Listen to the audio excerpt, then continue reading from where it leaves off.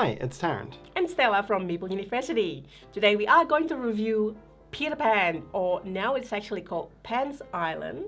Yes. Plays 2 to 5 players from Matago or Matagod. So we're going to do overview and review. Yes. So this is a searching game. This is kind of a Family searching game. family, warmer, colder, try to find a secret thing on this map. So you've got a map, it's got all these pictures and landmarks and things like that. And you're trying to find the lost children from the Peter Pan story. How this will work, it's a cooperative game and you're kind of playing a puzzle with your neighbour. So one of your neighbours is going to have worked out where you're trying to go and will give you clues to go there. And you'll be trying to get there while you're at the same time giving clues to your neighbour on the other side and so on. So how does it all work? You'll end up with an envelope like this, and you put it together from a transparent sheet here. It's a few random ones. Yeah, with a whole lot of circles, and a map sheet here. So you put them together, you'll actually slide it in, and it will give you a whole lot of areas with red circles. These are dangerous locations for the player who's guessing off your card. Captain Hook is there. And then it will give you some uncircled spaces, and it's relatively limited. And you pick a landmark or a location somewhere within that board and put an X on it. So let's say we've got 4 stones here. Let's say I'm going to find the lost child on this largest stone. So I'd put an X there. And now it would be up to my neighbour to find that location based on my clues. What are my clues? So the clues are driven by these cards. There are direction cards, and these will all have pictures of a landmark on them. So here's a cannon. This is like the fault line along the left-hand side of the board. This is the coast. This is the cannon again, so the cannon is up there. So you'll have these cards. And then there'll be distance cards, which will give you some range between 1 and 6 miles. So the distance is down here. Basically, a square is a mile. So let's pretend I've got, normally you'll have 6 cards. Each turn you have to draw 2 new cards. And let's say I'm trying to direct Wendy to this stone. So the stone is here. The cannon is, it's pretty much in a straight line to the cannon. So I want Wendy to move in the direction of the cannon. And I'm quite certain that's a really good direction. So I'm going to say, all right, I want you to go to the cannon, and I'm quite certain about it. So I'm going to put this card towards the left of the Wendy player's board. That means certainty.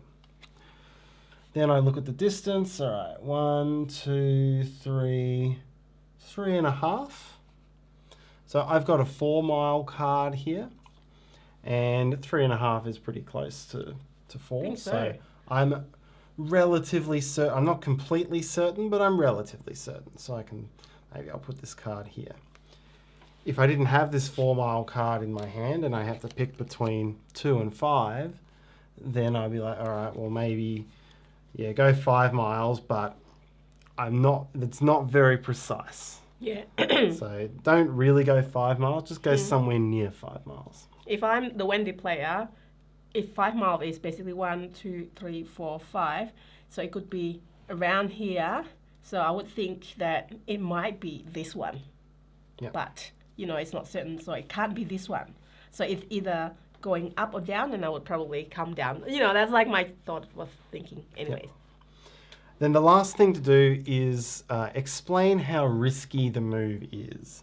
So if Wendy could move any distance in the direction of the cannon and would not end up on a red circle that's visible. That's pretty good. So this is really safe. This is a really safe movement. If you move in the direction of the cannon, you're not going to encounter Captain Hook.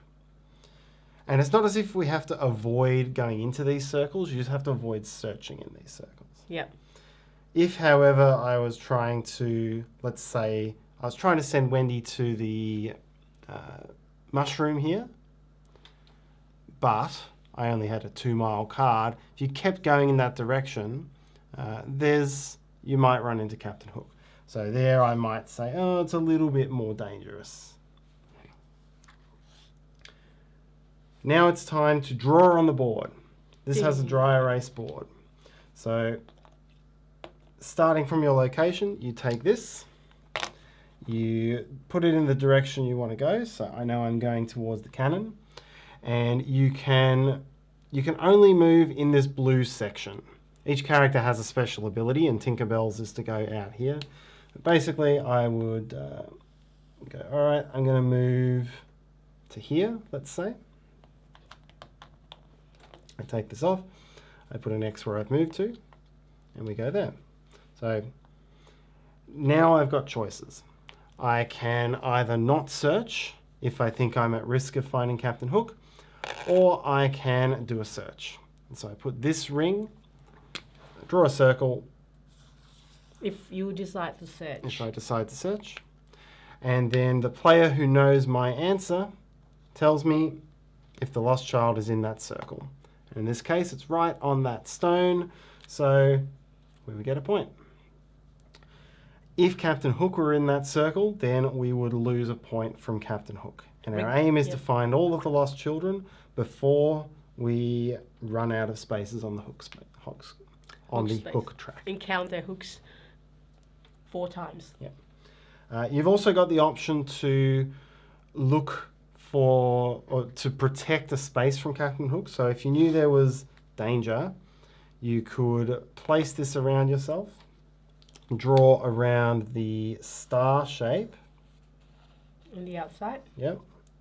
Sorry, doing a bit of a quickie job of that. And for the rest of the game, nobody can be captured by Hook within that star shape. And you can do that up to twice as a team. That is the game. So this actually randomizes a few things here. I mean, this, if you look at the other samples there are a few of these cards. Obviously, this is the back of the player character. There's a few of that, and then a few of these. So it could go randomly. This is like many combinations of what you can see through the holes and through the available area where you can place crosses. Obviously, you probably don't want to place crosses where Hook is, or maybe you can't anyway. So this is it. So there's the other side as well. You can see it's already looking different. Yes, so there are some ways of making the game more difficult or less difficult. You can have luck event cards. You can add them to the game. They'll give you bonuses if you do certain things. If you're finding the game too easy, then you can start adding some of these skull cards, which will... this one means you can't walk over lava, makes it harder to move around the board. This one increases the score that you need to reach to win the game, things like that. So what do you think? So obviously this is a family game. You can see that part of the activity, or part of the, where's that card? Part of the actions that you want to do is actually looking for where this thing is on the board before starting to give clue, or when you receive clues, like this particular mushroom, you have to find first, all right, where is it on the board? And there's this one, or this one, or this one, a few of them. There's forest, there's Skull Cave, which is right here, there's Cannon, which is right there. There are also a lot of other ones, like the lion, and there you go. You just show the lion. Yep. The pirate. And then there are ones which are one of the edges of the board. Yeah. There's also the other side of the board, which is the volcano, the erupted volcano side of it. So this is a unique in its own way, where you search for it and then you give clues based on the cards you have, based on where you want to have it. You probably want to put the lost children location when you have the cards that is easier for you to do, at least the first round. And also depending on what you have available for you, like only these open ones, and then do it from there. It is a little bit fiddly in a way when you put, but it's kind of like come with games like this, like Robin Hood. I wouldn't say fiddly, just a little bit fiddly when you need to measure the kind of like a ruler distance thing from here, and then you have to draw things, and everyone has got their own color. It's especially when the standees are on the board. Oh, That yeah. to me was one of the things that impacted playability the most, was that, right, you need these X's so you know where your standees are, because someone's now got to come in with a ruler and take everything off and draw a thing and put it back. Yeah. So there was, it took some effort to play from that standpoint. So it feels like kind of like hide and seek, not hide and seek, but there's that maybe computer game, was it? That, okay, you're hotter, you're almost finding things, and colder. Can you think of the title at least? Hotter and colder, searching for items on the board. It feels a bit like computer games or app that is like that. Yeah, it has that vibe, and I think that's the market that this game is trying to capture. You know, a combination between a warmer, colder hide and seek and a eagle-eye, look for things in a picture sort of puzzle. Yeah, I feel like it is a game, yes, but it's also more of a puzzle and activities for family rather than a game where you can strategize to a certain point. It's great that it's like a family, it's cooperative, that everyone can play, and then it's pretty artwork with Peter Pan and this really bright artwork. It's actually there for you to do the search, the item thing, which is fine. But it is, yeah, as I say, it's more like family activities than game. Yeah, I would say. And I mean, look, for me, even appreciating that, I still struggle with this. I found that I think that's pretty clever. That's a clever bit. I can almost always read your clue. I can interpret it quite well, I think. Plays. I just found that you could sometimes be so limited by the cards you had. If you had a card which sent you in the wrong direction, all right, you could put it down here, but somewhere around here, it could mean almost anything. And I found that really difficult with the distances. This means 5 miles. Yes. This means 4 or 3. Between... Sorry, 6 and 4. This means between 6 and 4. What does this mean? If I need you to move 2 spaces and I've got a 1, a 4, and a 6, you use the 1, surely, and you can leave this behind between turns as well. That's another option. Yeah, I thought there wasn't enough. The information wasn't controllable enough here for what could have been a lighter and simpler hide and seek game. I think it has made the whole concept too complicated. Right. And too fiddly, and taken some of the fun out of it. So Okay. Even appreciating where it's being pitched, I don't think I could recommend it. I think you would probably, that's where I would sit on it. Okay. I would still play this with my sister's family because it is language independent. There's no text to read. They don't really speak English that much. And we can just play that just for fun, for family, cooperatively, so the kids don't fight each other. And the little ones can play. It's easy enough for them to learn. It's easy enough to do in activities that I would play with them. Yeah. So that is Peter Pan, aka Pan's Island. What do you think of it? Do you need... I would think that if you are family, you playing with kids, this is probably a good one for you. Just let us know, what do you think? Have you even played it already?